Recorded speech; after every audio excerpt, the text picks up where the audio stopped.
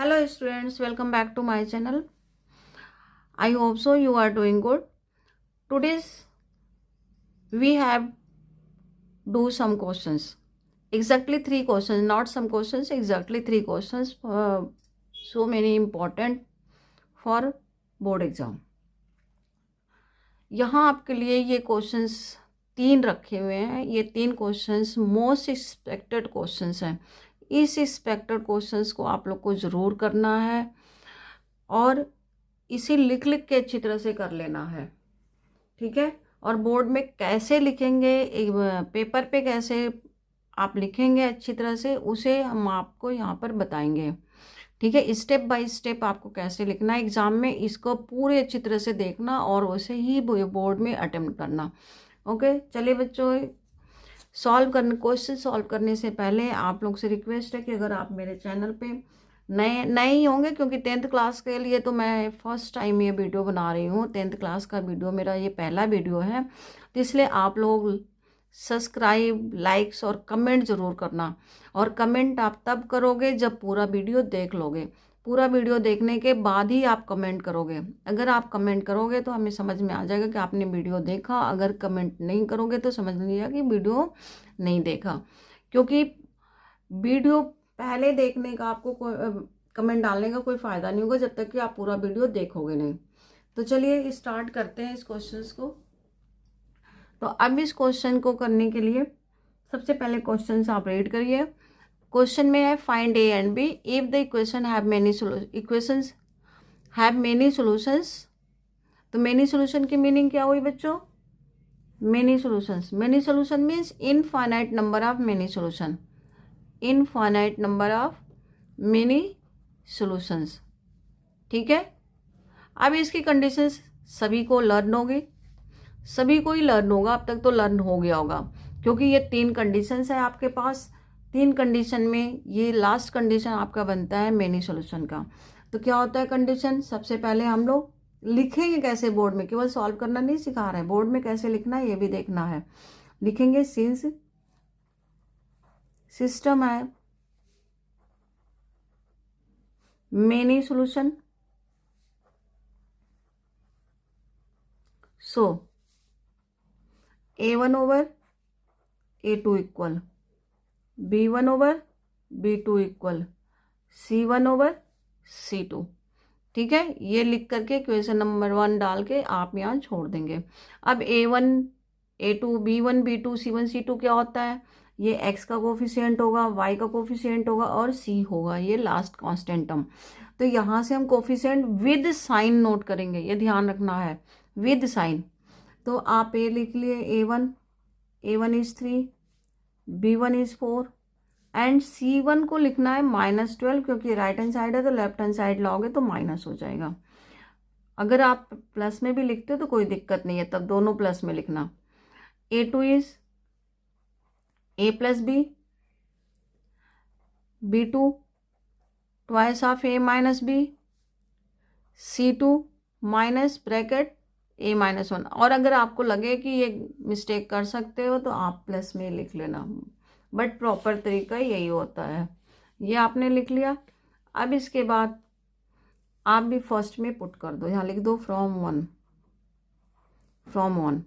तो 1 में पुट करो 3 upon A plus B, B1 upon B2, B1 is 4 upon 2 A minus B, C1 upon C2 -12 upon -5 A minus 1. ये और ये cancel हो गए. 2 1 जा 2, 2 जा 4. अब फर्स्ट 2 पेयर बनाएंगे, फिर लास्ट 2 पेयर बनाएंगे. 3 upon A plus B equal 2 upon A minus B. यहाँ आप एक मार्जिन ड्रा कर देना और फिर लिखना ये 2 पेयर.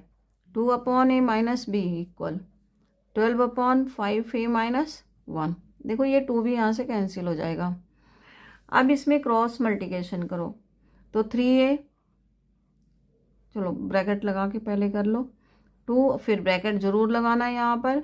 ये अब मल्टीप्लाई कर लेंगे 3A minus 3B equal 2A plus 2A. बस बच्चों अभी आप लोग को फिनिशिंग की ज़रूरत है, बाकी आता तो सब कुछ है आप लोग को. इसे इधर ट्रांसफ़र कर दो, ये इधर ट्रांसफ़र कर दो. 3a minus 2a, sorry 2a equal 2b minus plus 3b, 3a minus 2a a equal 5b। ये आपका बन गया एक इक्वेशन। ठीक है, ऐसे ही आप नेक्स्ट में करोगे।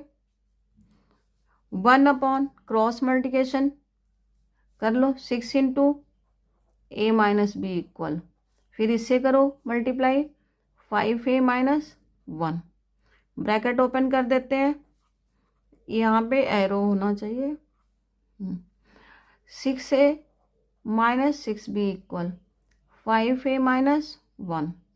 अब 5 को इधर ट्रांसफर कर दे, 6 को इधर, 6a minus 5a equal 6b minus 1, 6a minus 5a a हो गया 6b माइनस 1। ये आपका बन गया थर्ड। अब इन दोनों को सॉल्व कर देना है। सॉल्व करने के लिए सब्स्टिट्यूशन मेथड लगा लो, बहुत सबसे ज़्यादा सही रहेगा। Put the value of a from 2 in 3, a से 2 में इसमें पुट कर दो, तो क्या मिल गया 5b इक्वल 6b माइनस 1। अब इसे इधर ट्रांसफर कर दो, तो 5a minus 6b equal minus 1, तो a यह b minus b equal minus 1, तो ये आपका क्या बन गया b इक्वल 1। अब आप यहाँ पुट कर दो, from second a equal 5 into 1 means a equal 5। ये आपका आंसर आ गया a और b का। तो इस तरह से आप लोग को बोर्ड में सॉल्व करना है। ओके, तो चलिए अब एक दूसरे क्वेश्चन की तरफ आगे बढ़ते हैं। ये क्वेश्चन आपका हो गया कंप्लीट। अब दूसरे क्वेश्चन की तरफ आगे बढ़ते हैं। ठीक है, ये आपका नेक्स्ट क्वेश्चन है। ये आपका नेक्स्ट क्वेश्चन है जो दिख रहा होगा, थोड़ा आगे पीछे हो सकता है। ये नेक्स्ट क्वेश्चन ये आपका, if 5 4 and XY are equidistant from 4 5। देखो, इस टाइप के क्वेश्चंस आपके टीचर्स ने स्कूल में, ट्यूशन, आप जहाँ जाते हो कहीं भी बहुत कराया होगा, तो उसी बेस्ड पे क्वेश्चन है। बट थोड़ा सा इन्होंने ट्विस्ट क्या किया, फाइंड करने के बजाय क्या लिख दिया, prove that 5 4 and XY are equidistant from 4 5, then prove that is this. तो कॉन्सेप्ट वही है, थोड़ा सा बस ये प्रूव करने का लिख दिया गया है। तो देखिए कहाँ से इक्वल डिस्टेंस है ये देखना है। इक्विडिस्टेंट फ्रॉम 4 5, तो 4 5 को यहाँ लिख लो। ठीक है, और कहाँ से कहाँ तक है, 5 4 XY। ये दोनों ही डिस्टेंसेस इक्वल हैं, ओके। ये इसकी नेमिंग A कर दो, इसकी नेमिंग B कर दो और इसकी नेमिंग P कर दो। इस तरह से आप एक फिगर बना लोगे। ये हमारी डबल लाइनें हैं दिख रही हैं, आपको ऐसा नहीं दिखना चाहिए, आपको सुंदर नीट एंड क्लीन दिखना चाहिए। ये बना लिया। अब लिखेंगे कंडीशन क्या है, क्या गिवन है कंडीशन आपके लिए। तो कंडीशन गिवन है इक्विडिस्टेंट। क्या गिवन है, equidistance. That means AP equal PB आपको गिवन है ये। ठीक है, तो इनका स्क्वायरिंग कर दो, AP square equal PB square. अब आपको डिस्टेंस गिवन है, तो हम फॉर्मूला कौन सा यूज करेंगे, तो फॉर्मूला यूज करेंगे equidistant formula, sorry distance formula. क्या यूज करेंगे, distance formula,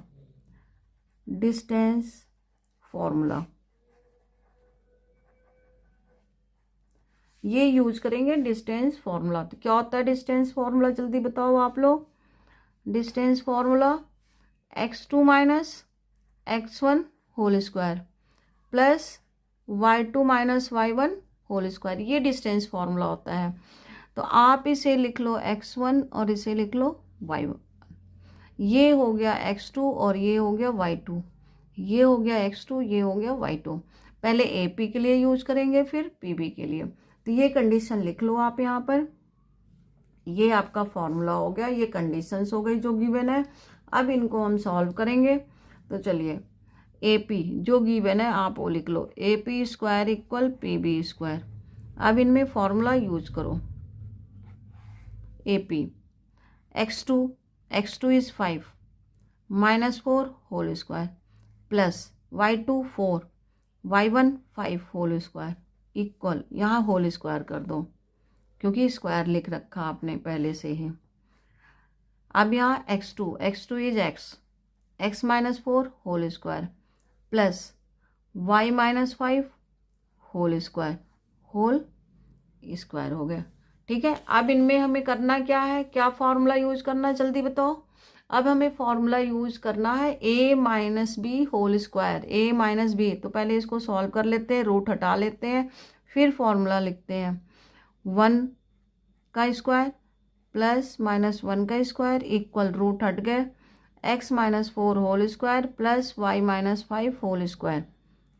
now you have to apply a - b whole square formula.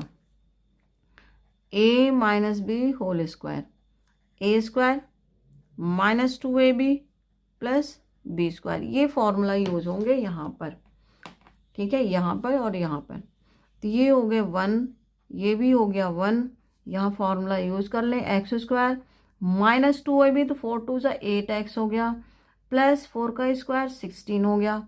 ऐसे यहाँ लिख लेंगे y का स्क्वायर 5 2 10, 2 का मल्टीप्लाई कर दो, 5 2 10y प्लस 5 स्क्वायर 25। ये फॉर्मूले में आपने पुट कर दिया। अब जो प्लस वाली टर्म है उन्हें पहले लिख लेते हैं, जैसे plus x square plus y square minus 8x minus 10y plus 16 plus 25 plus 16 plus 25 41। अब ये 1 + 1 क्या हो गया, 2, 2 को इधर ट्रांसफर कर दें, 0 हो गया। ये आ गया आपका x square plus y square minus 8x minus 10y plus 39 equal 0।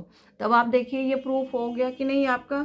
यहाँ पे देखिए जो क्वेश्चन में लिखा है प्रूफ हुआ कि नहीं, हो गया ना प्रूफ। तो जस्ट आपको सोल्यूशन करना, प्रूफ की तरफ ज़्यादा ध्यान, अगर आप कॉन्सेप्ट के साथ करोगे तो उस पर ध्यान देने की जरूरत नहीं, अब हमें अपने सोल्यूशन पे ध्यान देना है। तो ये आपका सेकंड क्वेश्चन सॉल्व हो गया और प्रूफ हो गया। लास्ट में हेंस प्रूव्ड लिख दोगे पेपर में, हेंस प्रूव्ड, लास्ट में हेंस प्रूव्ड लिख दोगे। तो चलिए थर्ड क्वेश्चन की तरफ हम बढ़ते हैं। थर्ड क्वेश्चन हम थोड़ा किसी एक पेपर से बहुत ही ढूंढ करके लाए हुए हैं इस क्वेश्चन को, बहुत ही इंपॉर्टेंट क्वेश्चन है पेपर से। ये हमारे पुराने पेपर हैं, इस पेपर से हम लाए हुए हैं क्वेश्चन को, बहुत ही पुराना पेपर है मेरा। तो इस पेपर से ये क्वेश्चंस लाए हैं। आई होप सो कि आप लोग को दिख रहा होगा ये क्वेश्चन। ठीक है, ये क्वेश्चन है, एक पुराने पेपर हमें मिल गया, उसी पेपर से ये क्वेश्चन लाए हुए हैं। तो चलिए इस क्वेश्चन को सॉल्व करते हैं। इस क्वेश्चन को सॉल्व करने से पहले आप लोग एक बार इस स्टेटमेंट को खुद पढ़ो, 2 मिनट का टाइम देते हैं, जल्दी से आप लोग इस स्टेटमेंट को पढ़ो। आप लोग खुद पढ़ोगे तो ज़्यादा अच्छा रहेगा। ईमानदारी से इसे रीड करिए, जल्दी से रीड करिए इसको ईमानदारी से। ठीक है, बस ये क्वेश्चन पढ़ना, ये हम पेपर ही सामने रखे हुए हैं, तो ये क्वेश्चन आपको बस पढ़ना है, कोई और क्वेश्चन नहीं पढ़ना आपको। ठीक है, तो इस क्वेश्चन को रीड करिए। कर लिया आपने? चलिए अब हम एक्सप्लेन करते हैं इस क्वेश्चन को, इस क्वेश्चन को एक्सप्लेन करते हैं आपको। क्या लिखा है, a car travels 72 kilometre at a certain average speed of x km/h and then travels a distance of 81 km at an average speed of 6 km/h। बच्चों बहुत ही स्लो क्वेश्चन करा रहे हैं, इसको बहुत अच्छी तरह से सुनना और करना आप लोग। ठीक है, तो चलिए, मोर 6 km/h more than its original average speed. If it takes 3 hours to complete the total journey, then form a quadratic equation and solve it to find its original average speed। तो यहाँ पर दिया हुआ है कि एक कार है जो 72 किलोमीटर चलती है x किलोमीटर पर आवर से, और दूसरी डिस्टेंस कवर करती है x प्लस 6 किलोमीटर मोर लिखा हुआ है। क्या लिखा हुआ है? 6 किलोमीटर मोर, तो मीन्स x प्लस 6 हो जाता है, ये इसके साथ ये ऐड हो जाएगा। देन और टोटल डिस्टेंस का टाइम क्या दे रखा होता है? 3 आवर्स। टोटल टाइम आपको 3 आवर्स दे रखा है। तो केस वन में, केस वन बनाएंगे पहले तो सपोज ये गिवन ही है कि x किलोमीटर पर आवर उसका स्पीड होता है। तो स्पीड ऑफ कार कितना है? Speed of car x kilometre per hour, okay, and distance equal 72 kilometre. तो you are knowing time equal क्या होता है? Distance upon speed, distance upon speed.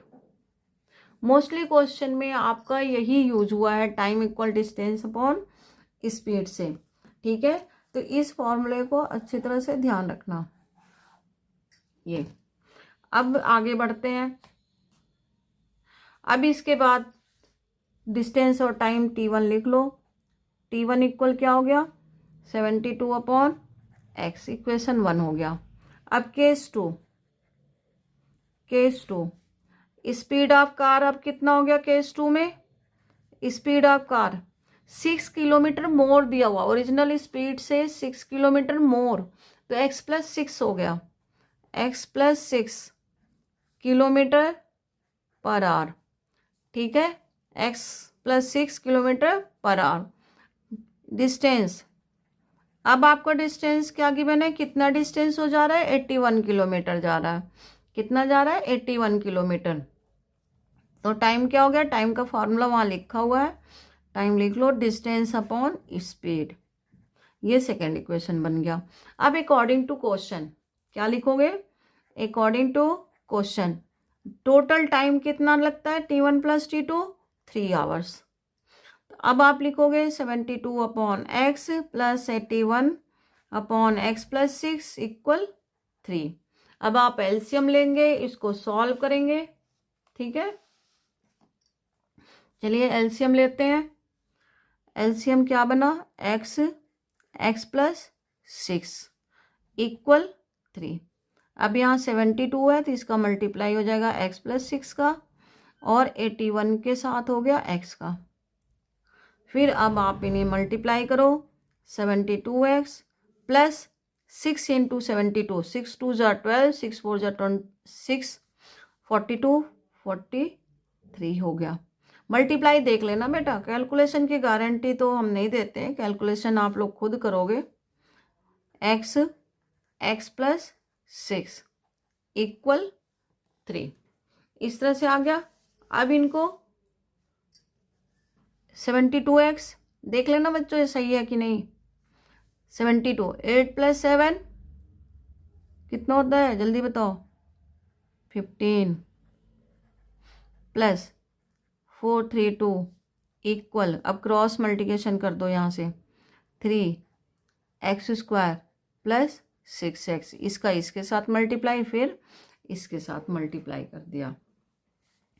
अब 153x plus 432 equal 3x² plus 18x, क्योंकि 6 3 ज़ा 18। अब आप जो प्लस वाले नंबर्स हैं उनको पहले लिख लो, 3x² plus 18x equal 153x plus 432। अब सभी को वन साइडेड ट्रांसफर कर दो, 3x² माइनस, अब इसमें से माइनस करो 18 को, तो 13 माइनस 8 कितना होता है? 5, 4 माइनस 1 3 1।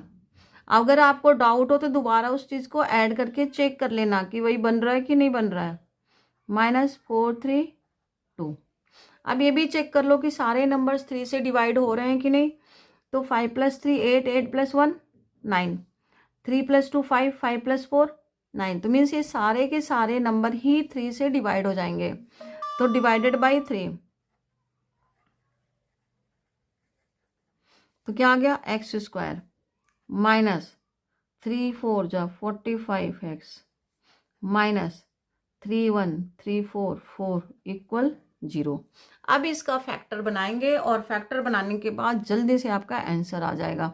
तो फैक्टर कैसे बनाएंगे बच्चों, जल्दी बताओ। किसके फैक्टर बनाने के लिए 144 किसके टेबल में आता है? तो 144 एक तो आता है आपका 16 इंटू 9 में, एक आता है 12 इंटू 12 में, ऐसे बहुत सारे में ही आते हैं। 18 इंटू 16 इंटू 9 भी आपका क्या होता है 24। तो देखो 16, लेकिन हमें माइनस करके 45 लाना है, बट ये नहीं बन रहा है, तो कैसे करना है जल्दी बताओ। और किसके टेबल में आ जाएगा 48, आप कर लो 3 इंटू 3, तो 16 3 जा 48 हो गया। तो क्या बना 48 इंटू 3, और 48 माइनस 3 भी 45 आ गया। तो इस तरह से आप कर लोगे। तो अब इनको करने के बाद देखो एक बन रहा है 48, एक बन रहा है 3, तो ये हो गया 48 माइनस 3। तो एक्स स्क्वायर डायरेक्ट लिखते हैं माइनस 48x, यहाँ से देख के इजीली लिख सकते हो, माइनस माइनस प्लस हो गया 3x माइनस 144 इक्वल 0। अब यहाँ से x कॉमन ले लोगे, x common, x minus 48 plus 3 common, x minus 48। अब यहाँ से क्या कॉमन आ जाएगा, अब कॉमन आएगा 48, x minus 48 sorry x minus 48, x plus 3 equal 0। तो आपका आंसर क्या बना, आइदर x माइनस 48 इक्वल 0 और x प्लस 3 इक्वल 0। तो x इक्वल आ गया, इसे हम यहाँ लिख देते हैं x इक्वल 48, चलो 48, ये आपका आंसर होगा। और ये निगेटिव में आ जाएगा तो ये रिजेक्टेड हो गया, निगेटिव आंसर्स आपके रिजेक्टेड हो जाएंगे। तो क्या आया स्पीड, स्पीड आपका आ गया 48। तो प्रॉपर आंसर क्या लिखोगे आप लोग, क्या लिखोगे? तो यहाँ प्रॉपर आंसर लिखना है कि speed of the train, original speed is, speed of original speed of car, original speed of car equal 48 kilometre per our. Last में ऐसे आंसर लिखोगे। स्टेटमेंट प्रॉब्लम्स में लास्ट में आंसर आपको ज़रूर लिखना है। ठीक है बच्चों, तो ये 3 क्वेश्चन आपको दिए हैं, थोड़ा टाइम ज़्यादा लगा है बट बहुत अच्छी तरह से आपको एक्सप्लेन करते हुए क्वेश्चंस आपको कराए हैं। आप इन 3 क्वेश्चंस को ज़रूर करिएगा क्योंकि मोस्ट एक्सपेक्टेड क्वेश्चंस हैं। Thank you so much.